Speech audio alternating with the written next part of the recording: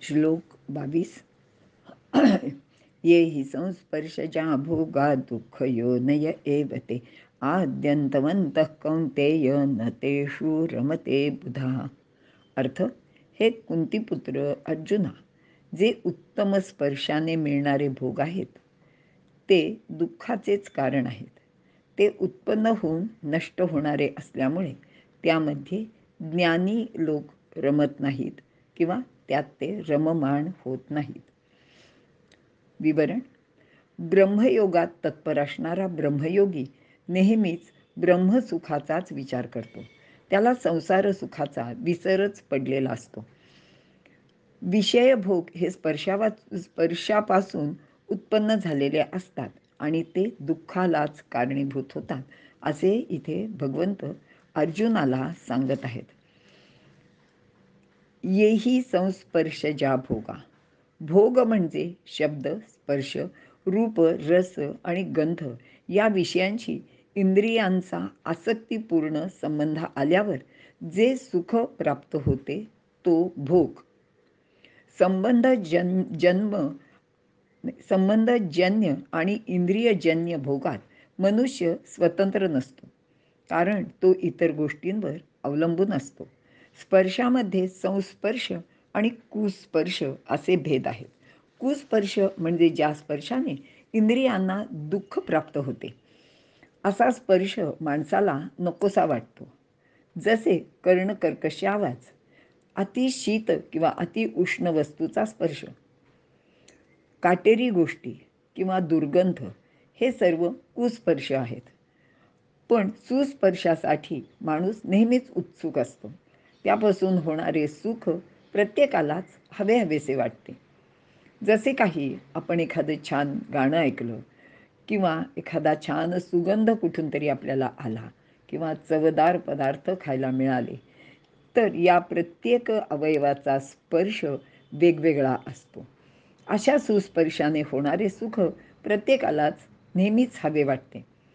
त्वचेचा, रसनेचा, कानाचा, डोळ्याचा असे भिन्न भिन्न स्पर्श आहेत आणि हे स्पर्श निर्माण होतात म्हणून ते नाशही पावतात, कारण ते अनित्य आहेत. हे स्पर्शसुख वासनेवर म्हणजेच कामनेवर अवलंबून असते. एखाद्या गोष्टीची इच्छा असली आणि ती मिळाली तर त्यापासून माणसाला सुख होते. मात्र एखाद्या गोष्टीत मन नसेल, म्हणजेच उपभोगाची इच्छा किंवा वासना नसेल, तर त्या गोष्टीपासून मात्र माणसाला दुःखच होते. असे विषयापासून प्राप्त होणारी भोगसुख अनित्य व दुःखकारक आहेत, असे भगवंत इथे सांगत आहेत. सर्व सुखात कामसुख श्रेष्ठ मानले जाते. पण त्या सुखानंतर सुद्धा स्त्रीला प्रसूती वेदना भोगाव्या लागतात, तर पुरुषांची शक्ती कमी होते. शिवाय ही सर्व प्रकारची सुखे एकमेकांवर अवलंबून असतात, कारण की ती एकाने दुसऱ्याला द्यायची असतात. पण आत्मसुख मात्र कशावरही अवलंबून नसते. त्याला कोणत्याही बाह्य साधनांची गरज भासत नाही. ते अखंड अविनाशी असते. संत लोक नेहमीच आत्मसुखात रममाण असतात, म्हणजेच मग्न असतात. त्यांचे जवळ उपभोगाची कोणतीही साधने नसली तरी ते सुख समाधानात नित्यच असतात. इथे आपल्याला सुखी माणसाच्या अंगरख्याची म्हणजेच शर्टाची गोष्ट लक्षात घ्यायला हवी, की त्याच्याजवळ काहीच नसतं, म्हणजे शर्टच नसतो, तो अंगरखाच नसतो.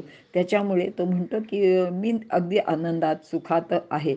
आणि ही गोष्ट मी इथे सांगत नाही आहे, कारण ती आपल्याला सगळ्यांनाच माहिती आहे. आद्यंतवंत म्हणजेच परिवर्तनशील, येणारे जाणारे म्हणजेच निर्माण होणारे आणि नष्ट होणारे असे.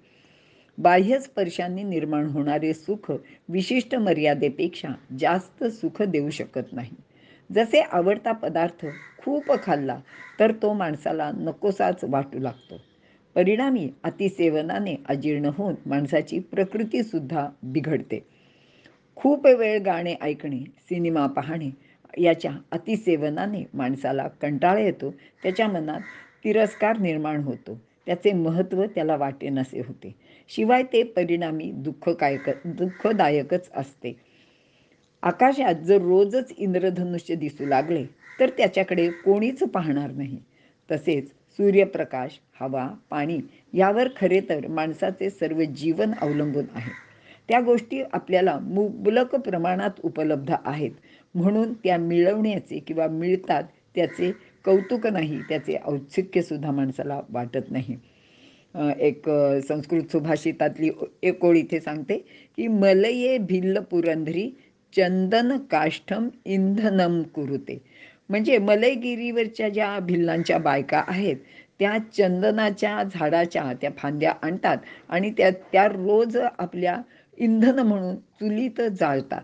म्हणजे त्यांना त्या चंदनाचं काहीच महत्त्व नसतं, कारण तिथे सर्व चंदनाचीच झाडं आहेत. म्हणजेच दुर्मिळ व वारंवार न मिळणाऱ्या गोष्टी प्राप्त झाल्या तरच माणसाला सुख होते. म्हणजेच हे सुख त्या त्या गोष्टीचे उपलब्धतेच्या परिमाणावर अवलंबून असते. दुःख योनय एव ते, संबंधजन्य सुख हे दुःखाचे उत्पत्ती स्थान आहे असे भगवंत सांगत आहेत.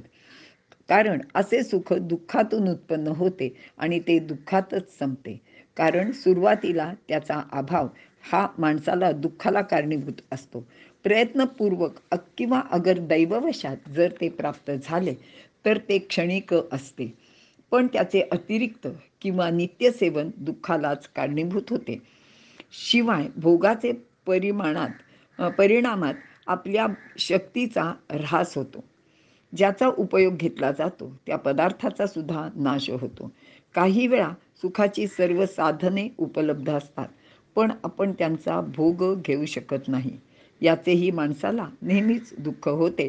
म्हणजे अगदी आपल्या रोजच्या व्यवहारातली प्रत्येक घरात दिसणारी ही गोष्ट आहे की घरात अगदी सर्व खाद्यपदार्थांची रेलचल आहे. खूप पदार्थ आहेत, खूप चांगली सर्व सुखाची साधने आहेत.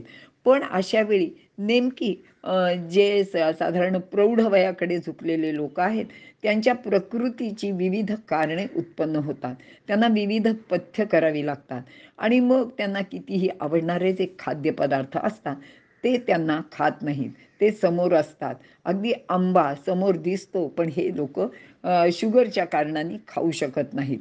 किंवा कुठेतरी फिरायला जायची खूप इच्छा असते, पण गुडघे दुखत आहेत, कंबर दुखत आहेत आणि आपल्याला हालचाल करण्यावर मर्यादा येते आणि मग ह्याचे नित्य दुःखच माणसाला होत असते.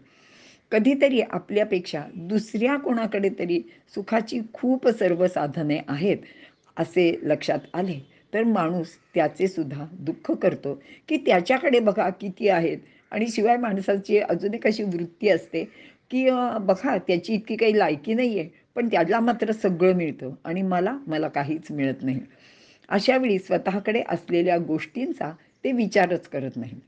तर कधी आपल्याजवळ असलेली साधन संपत्ती एखाद्या दिवशी नष्ट तर होणार नाही ना, या विचाराने सुद्धा माणूस दुःखी होतो.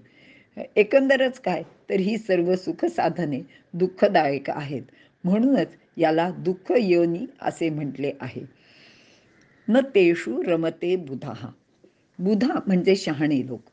म्हणजे ज्यांना भोगातून मिळणारे सुख क्षणभंगूर व दुःख देणारे आहे ह्याचे पूर्णपणे ज्ञान झालेले आहे, ते त्यांना पूर्णपणे समजलेले आहे असेच लोक.